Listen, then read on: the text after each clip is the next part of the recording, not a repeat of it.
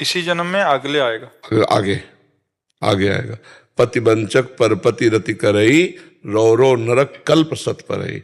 100 कल्प तक उसे रौरो नरक प्राप्त होता है जो व्यभिचारिणी स्त्री होती है या व्यभिचारी पुरुष होता है।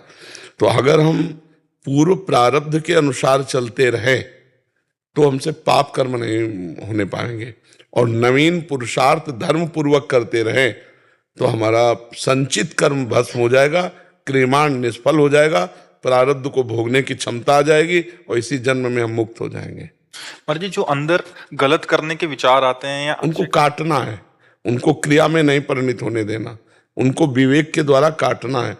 और ये काटने का बल आता है भजन से, इसलिए हम कहते हैं नाम जप करो। नाम जप के बिना इतनी हिम्मत नहीं कि गंदे विचारों को काट सके आप। वो क्रियान्वित हो ही जाएगा, क्रियान्वित हो जाएगा तो नया कर्म बन गया, उसको भोगना पड़ेगा। महाराज जी, प्रारब्ध प्रेरित नहीं करता? प्रारब्ध केवल प्रेरणा कर सकता है, क्रिया नहीं करवा सकता है। महाराज जी, तो आगे जो हमारी जनरेशन आएगी जैसे, तो क्या वो भी प्रारब्ध है या पहले से तय है? हाँ, पहले से तय है। हाँ, पहले से तय है। हमारी संतान होगी कौन? हाँ, कैसी होगी ये भी तय है।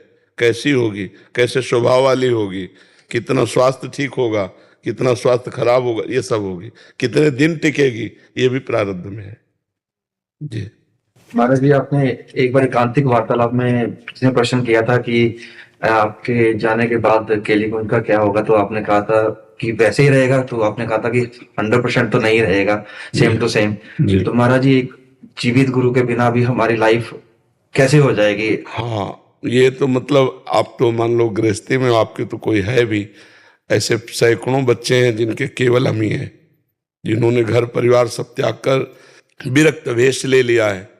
तो उनके लिए प्रश्न तो बहुत ही कड़वा है कि अगर हमारे बिना उनका कैसे रहना होगा।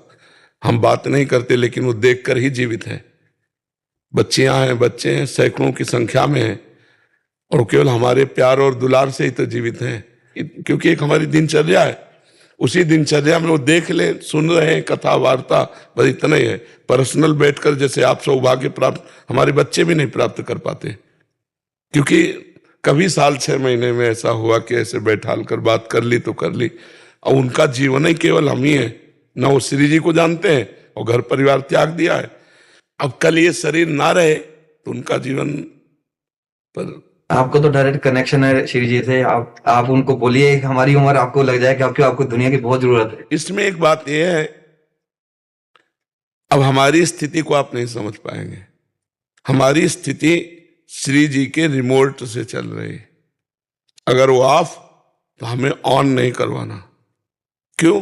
क्योंकि आपकी इच्छा में हमारी इच्छा है। और देखो, उनकी इच्छा है कि मैं ये सेवा करूं, तो किडनी फेल है, प्रायः अब रोज डायलिसिस होता है और बहुत अच्छे से दिनचर्या चल रही है। तो उनकी कृपा, अगर उनको चलाना है तो 20 वर्ष चला देंगे इसी में, और उनको नहीं चलाना तो 20 सेकंड भारी पड़ जाएंगे जीना। तो हम उनसे क्यों प्रार्थना करें? हम तो